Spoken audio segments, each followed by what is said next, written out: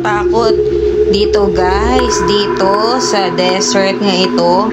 Sobrang tahimik at alam mo, maraming na tao pinatay at ginahasa at dinalay dito dahil sila lang naglalakad mag-isa o dalawa at wala sila ng ibang kasama at pinatay sila ng tao naka drugs. Alam mo ba guys, nakakatakot.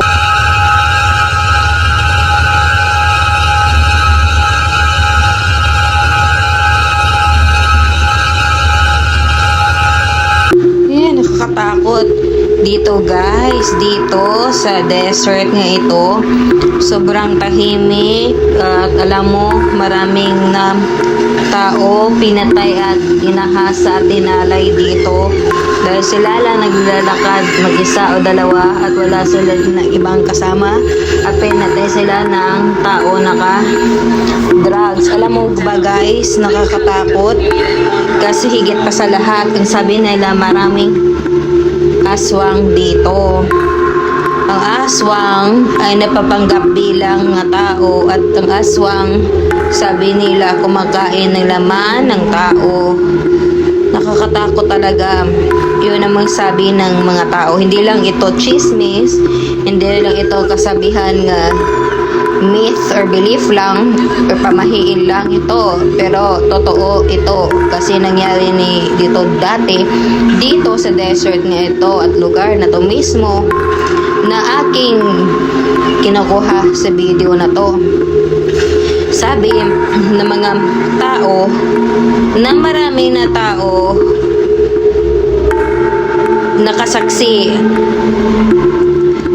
na maraming tao ay pinatay dito dahil nakita mismo ng officers, nang tumawag ng officers at pinalam sa kanila na ang tao ay nakita nila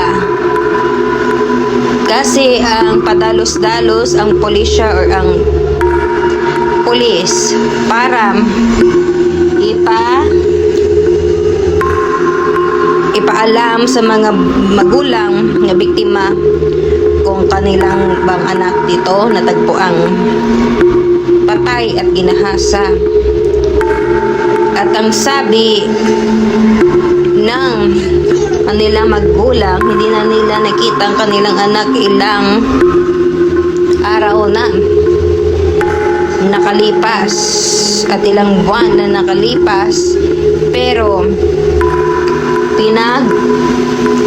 tanong sila kung pwede ba ng pulisya, kung pwede ba ang magulang ng mga biktima na ginahasa at pinatay dito mismo sa lugar nga desert nga ito, kung pwede samahan nilang pulis kung ang kanilang anak ba ito ay kilala ba nila ito yung nawala ng buhay at bangkay na ito na tao na ginahasa pinatay dito sa desert at nakilala ang lahat na gamit at ang suot ng biktima, kung may-ari ba ng biktima. At ang sabi ng kanilang magulang ng biktima na pinatay at ni hinalay at ni rape dito at pinagsamantalang sabi nila oo.